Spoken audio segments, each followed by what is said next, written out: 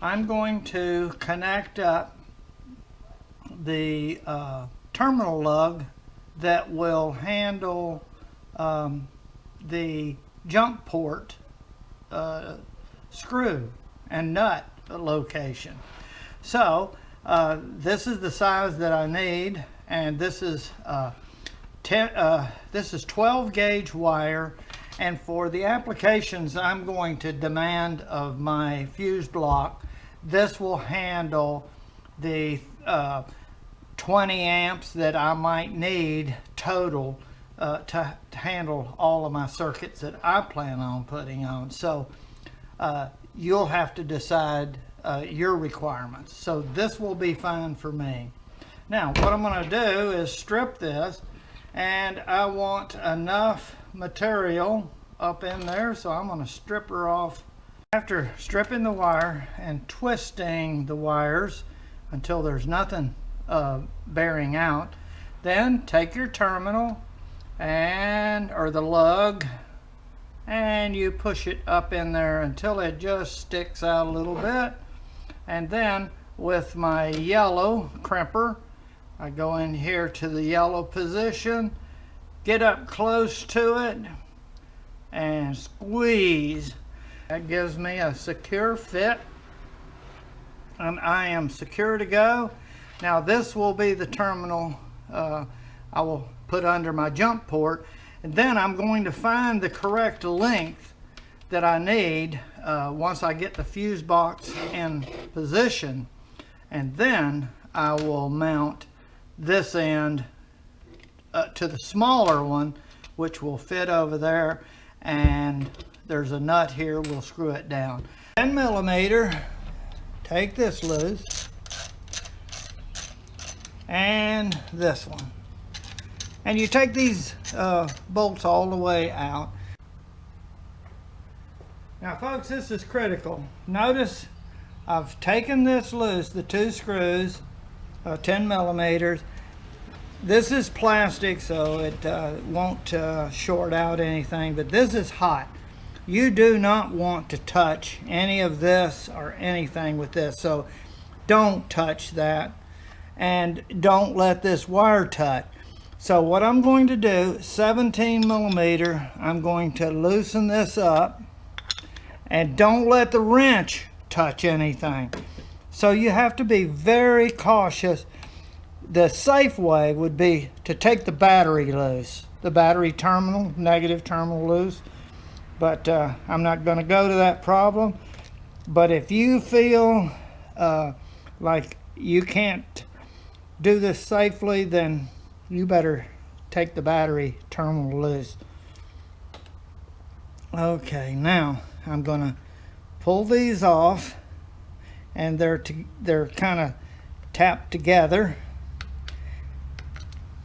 Okay, so I can, now this doesn't have power on it, so I can set it anywhere. This is the lead that has the power right here, this black one.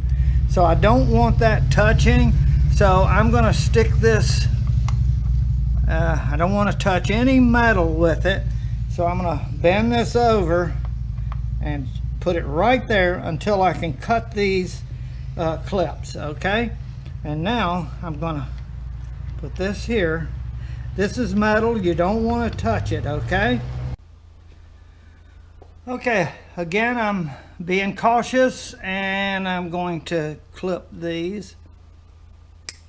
This was from my previous design that I didn't quite like the size of the wire after I evaluated it. So this is too small. It's about 16 gauge or something like that. Now what we're going to do is I'm going to connect this along with the power lead and have it ready. I don't know the length that I need, so I'm not cutting, but what I'm going to do is, see this bare end, if it were to touch ground after I connect this, I would be in big trouble of blowing a major fuse in the battery compartment. So I am putting a piece of tape around there, and now I'm going to take this, take the nut loose, and put it right there. Try not to drop these parts because it's going to complicate things. Now what I'm going to do is put this on first, and then I'm going to put this guy on, and we're going to adjust these to the best angle. Then I'm going to put the lock nut or lock washer on there. It's kind of a serrated. And now once I have that connected, I have power to this thing, so I want to be extremely careful. And before I tighten her, I want to be sure that this is all going to fit the way I want it, and that this plug is going to be able to be pulled out. So I may want to pull this underneath over on this side so that that plug is not in the way. There. Now you get these lined up, see? That's going to be better over there. And then if you ever had to take this plug out, you don't have to take this loose. So once that's in position and that's the way I want it to go, then I'm going to tighten this. And this is a 17 millimeter. And be careful of the end of this wrench, and don't let it touch anything metal. And get her good and tight. Okay. There. Okay. Now put your bolts back in. And get this one in. And okay, now we got that just the way we want it, a little tie wrap there, and then we'll tie wrap this down there and we'll be set. All right, I'm going to tighten those up and come back. Showtime. Now what we're going to do is, before we mount this here, we're going to mount our fuse block to here. And the way we're going to do it is with this out that way. We wouldn't want to put it in here and have it close to that. This would be a better deal. And what you want to do is put your screws in. And the other one. Okay, now with your fingers over there, you go over here. Again, be careful dropping. I'm doing this here. I would do it on my workbench if I were really gonna do it without having to show you guys how to do it. But I'm trying to keep from moving my camera. I'm the only guy here, and so I'm the cameraman, director, and everything. So now I'm going to tighten these up. Secured, and this will hold it just fine. You don't need all of those. And now we're going to take our T40 and we're going to put her right in here. Whoop. There. Now I'm going to square it up. Perfect.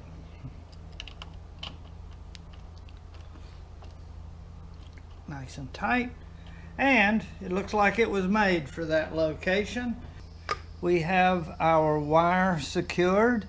And now we're going to, we don't want to interfere with anything else. So we're going to give ourselves enough movement that we can remove this if we had to, because we may have to remove this. So this could be taken off and this moved up.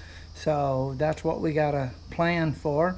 So I think if I cut that right there, I'm going to have enough movement that I'll be fine. So that's where I'm going to cut it. And this is power on this, so when I cut this, this is a bare wire, so I can't let that touch. And when I strip it, I can't touch anything, so I'm working with a live circuit.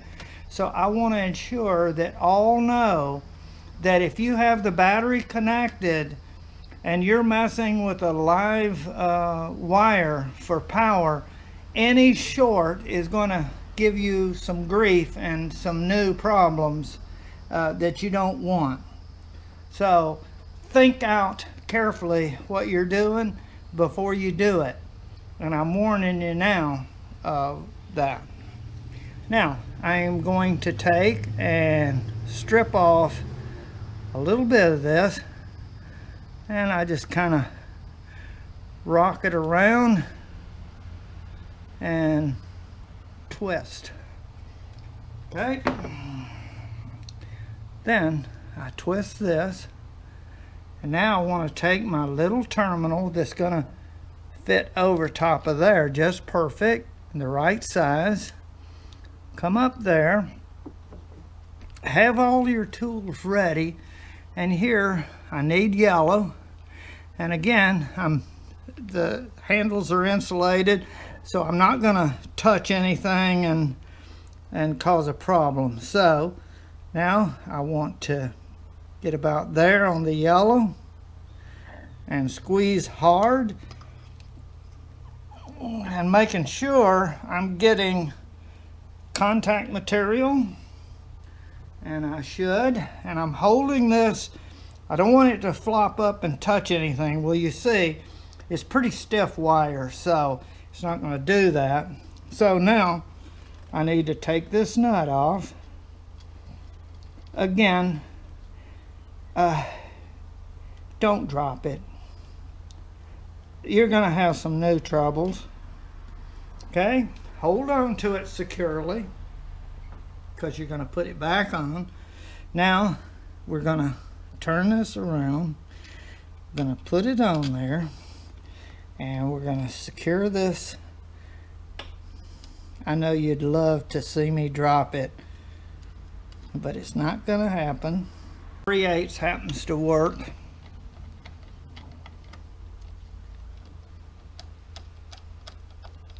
And you want this good and tight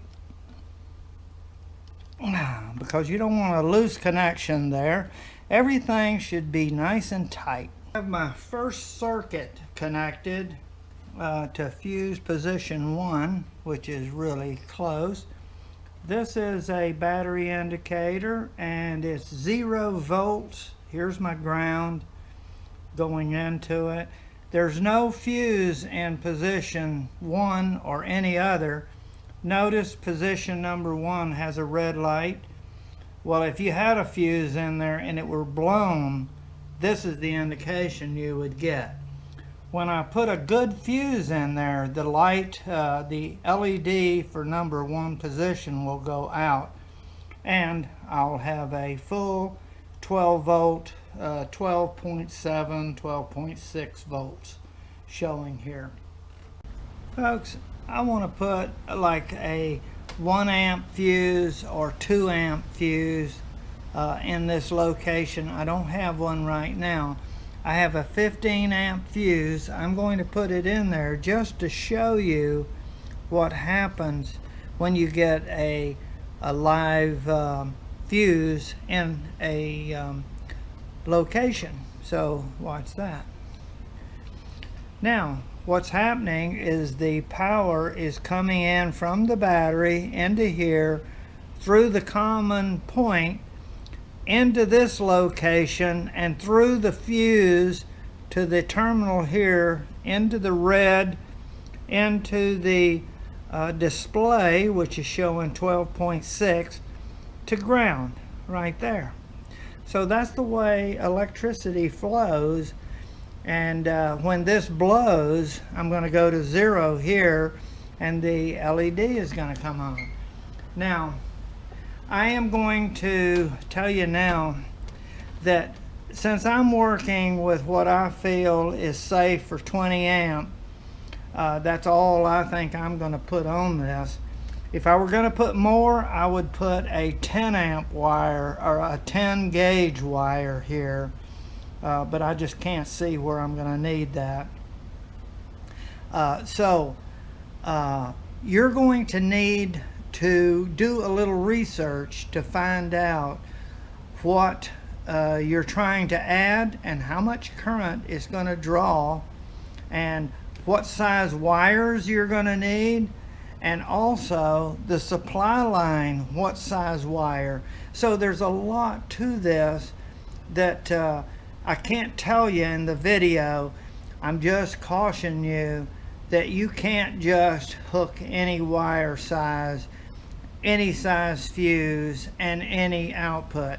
Now let me show you the output leads that I'm going to use, which is pretty much common, is 18 gauge.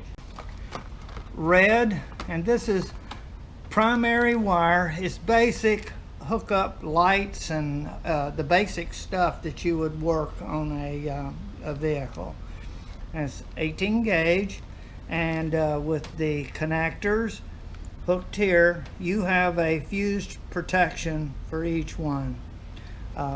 Black is ground, red is positive. So the red is the hot lead. So that's how you can always tell. Also use the loom that you can protect the wire. I probably should have laced this with that, but since this wasn't done, I'm willing to accept the risk. So you have to decide what risk you will take to connect your circuits. Finished look. What we've done is installed an auxiliary fuse box to the original fuse box to give us places to add circuits, protected circuits. A fuse gives you protection. Right here, I'm protecting this display, that if for some reason it's shorted out, then I'm not going to have these wires to melt and cause a problem, because this fuse will blow. Now, it's very important to know what you're going to use to connect to. The size of this wire is very important for the total amount of current that you're going to draw through this. So as you're deciding what you want to add to your Slingshot, you may want to beef this wire up for the full 30 amps, which usually most people go for. That will be close to 10 gauge here, and I'm going to let you investigate what you want. Just want to make sure that you know the precautions in dealing with adding electrical circuits to your Slingshot. You want to make sure that you have the proper fusing and the proper wire to handle the drain off of the battery that you're going to get. Everything that you put on this fuse block has to go through this wire back to the battery. So keep that in mind, and get other people to help you with this before you install a fuse block and know what you're trying to do.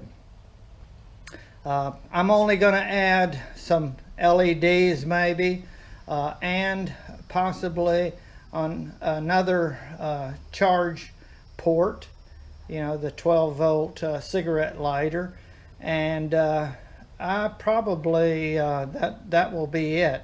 So I think what I got here is just going to be fine. Okay, good luck on your project, and be safe and think everything out before you do anything. Safety is the key thing. Okay, good luck.